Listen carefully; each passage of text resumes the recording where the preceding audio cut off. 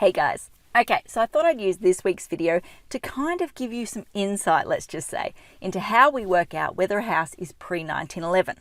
Now, some of you may recall that maybe 2, might even be 3 years ago now, I did a video series where I did deep dive into each one of the resources that are available on this specific topic. So this week, what I'll do is I'll just give you like a high level overview of what we do, and then I'll link in those old videos in case you want to go deeper into the sort of topic. So where on earth do we start? Well, first and foremost, you want to go into what's called Q imagery. If you're really, really lucky, you'll find a 1936 aerial photo. Worst case scenario, you're probably going to end up with a 1946 aerial photo. So you want to look up that aerial photo, and that date of that aerial photo then becomes your starting point. So obviously, if you're looking at the 1936 aerial photo, the house is there in that aerial photo, your house predates 1936. The next step from there is to go into the detail plans. Now, a bit of background sort of information. Back in 1911, Brisbane City Council set about trying to survey the entire city, massive job, but basically survey the entire city in preparation for laying the sewer lines. Now, that process took, I think, until like the 1970s to be completed. I mean, there was a couple of world wars, which were resource drains on the project, a couple of other hiccups along the way, but they eventually got there. So if you're really lucky, if you're in one of the inner city sort of areas, you'll probably find that they went through your suburb in like the 1920s. However, if you're in one of the middle ring suburbs, I'm talking like Sherwood, Graceville, Stafford, they probably didn't make it to your area until like the 60s or 70s. Obviously, if they didn't make it to your area until the 60s or 70s, that detail plan is no use to you. Your starting resource is still going to be the Q imagery photo.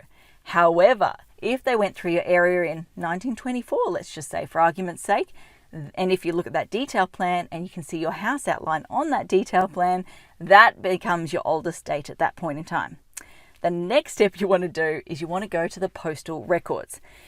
Now, you can get the postal records in a few different ways. I mean, the State Library has a copy, Brisbane City Council Archives at Moorooka has a copy. If you ask us nicely, we might look up our copy for you. So you basically need to get your hands on the postal records and go through and look to see whether the house in question is listed in the postal record. So ideally in the 1910 one, you technically need to go back a bit further because sometimes it's hit and miss. Long story, look at the video on postal records for more information. But in super simple terms, go back to the 1910 record and see if your house is listed there. Sounds really, really easy. It's not, unfortunately. The biggest challenge you will face is the majority of time, the numbers aren't listed in the postal records. The street names have changed. Like, it can be super, super confusing. So the first thing I'd recommend is get your hands on what's called the Street Name Changes book, I think that's what it's called. Again, State Library, Brisbane City Archives. Ask us nicely, we might look up our copy for you and work out whether the name that was there or that is there today matches the name that it was back in the old days. So then you go into the postal records. Like I said, if you're super lucky, it'll all match up. More often than it won't. The next step is to try and look, okay, what's your oldest resource? Is it the detail plan or the aerial photo? You've got to get that, and you've got to cross-check it against the postal records.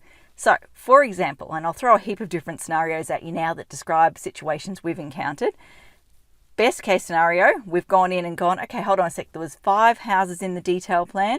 There is 5 listings in the postal records. Bingo. You can make a educated guess that those are going to match up.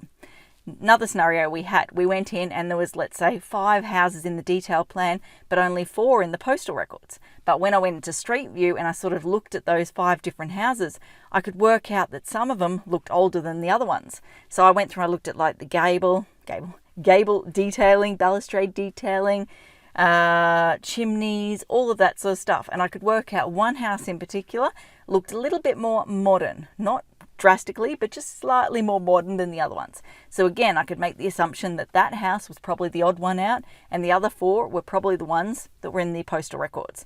We had another situation the other day at Wilston. We looked at the postal records and there was 1 listing. When I went back to the client, they instantly went, I know exactly which house that was. There is a house in the street that is just oozing super old, original farmhouse type vibes. Like, it stands out like a sore thumb in a good way. So they made the conclusion that that was that single house in the postal records, and therefore their house was post 1911. There's a bucket load of scenarios you can come across here. But yeah, basically you've got to go through and try and work out, was your house listed in that postal record? The easiest way to do that is to cross-check the listings. Oh, another scenario I've just remembered. We had one the other day where the name of the house on the detail plan matched up with one of the names in the postal records, and then 2 doors down there was a listing for a grocer, and when we looked at the detail plan we could see that there was this commercial character looking building with a awning that hung over the footpath. So again, you could start to put your detective hat on and go, okay, that matches with that and that matches with that. This means this one must be our house, etc., etc. So yeah, you've got to go through, see if you can work out whether your house is in the postal records. As you can see from those scenarios, it's not always straightforward. What I've described there are the situations where you sort of do a massive happy dance because you can actually work it out. Off the top of my head, I'm going to say at least 50% of the time, you're going to look at the postal records and you're not going to be able to work out which house is which in the street. If that happens, unfortunately, the next step is to, more often than not, engage a professional. So there is a couple of other resources you can go to, like, historical title search to try and get the owner's names. You can do Trove for newspaper clippings, all that sort of stuff. We don't tend to go to that level because it's just too painful. At that point, what you're probably going to do, like I suggested, is engage a professional. Now, I've previously recorded some videos with Marianne Taylor from The House Detective. She's my go-to on all of this stuff. So if you can't be bothered for whatever reason diving into this sort of detail, or if you just hit a dead end and you just want someone to help you, she's the girl. She's the one you want to go to. Now, the big point I need to make here, and I really, really want to stress this detective work, it's not conclusive. You're coming up with an educated guess at the end of the day, which is awesome for the purpose of doing a town planning application. So I recorded a video a couple of months ago now. I can't remember when it was. I call it the Spidey video because all the spiders sort of fell from the ceiling. But in that video, you may recall I basically said, if your house is pre-1911, you cannot remove the rear lean-to roof form. So we often get people that come to us with proposal plans that show that roof form being removed. So we want to work out, okay, when we lodge this application, what are the chances that council's going to turn around and say it's pre-1911 and therefore force us to change that rear roof form? If we can do our detective work and draw the conclusion that it's not pre-1911, we can lodge the application as it's drawn. If we conclude it is pre-1911, then we can have the discussion with the client to say, look, 99% sure council's going to make you rip that or keep that rear roof form. Rip it off, we wish. Keep the rear roof form. Do you just want to cut your losses now, amend your design, save the time and hassle debating council when you're going to pretty much end up losing? So working out whether it's pre-1911 or most likely pre-1911 helps with that decision-making process at that point in time. I would not, please do not do this. Use it for certification purposes. So don't use it to help you work out whether you can do external demolition work at the rear under the exemptions, because that's crazy, guys. Like, do you really want to take that responsibility? Hey, it's up to you if you want it. I personally wouldn't. In that situation, I strongly recommend that you engage a professional who can do the proper detailed sort of research and give you the confidence that it is or isn't pre-1911, and therefore whether you can or can't use exemptions, etc., etc.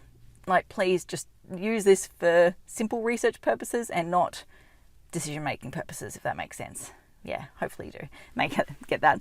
Okay, so let's summarize quickly. Q imagery first, detail plans second, postal records last. The reason why you go in that order is it's from the easiest to the hardest. It's really easy to look up Q imagery. It's kind of hard to do the detail plans, and it's incredibly hard to do the postal records. So you start at the first one and start to work backwards date-wise from there. Try and work out whether your house is pre-1911 using those resources. I don't know whether I said it before or I was just thinking it, but you can use I'm pretty sure I said it, use historical titles and Trove to try and add in a bit more information if you like. But at the end of the day, experts exist for a reason. They know this stuff inside out, so they're always there as another resource. Okay, I think that covers off everything I wanted to talk about. As I said, I will link into those old videos in case you want to know how to use these resources in a bit more detail. But as I always say, until next time, thanks for watching. For all you red tape lovers out there, I have one thing to say. Well, no, actually, I've got three. Number one, the advice provided in these videos is general in nature. It's not site-specific. You would be a silly Billy to go and make financial decisions based on this advice without first checking with the town planner. Don't be a silly Billy. Number two, Brisbane Town Planning is in no way linked to Brisbane City Council. The views expressed in these videos are my own, not council's. So if you don't like them, blame me, not council. Number 3. What was my number 3? Oh, yeah. The views expressed in these videos are accurate at the time of recording. If you're watching this video back 10 years from now, the views may not be so accurate. That's all.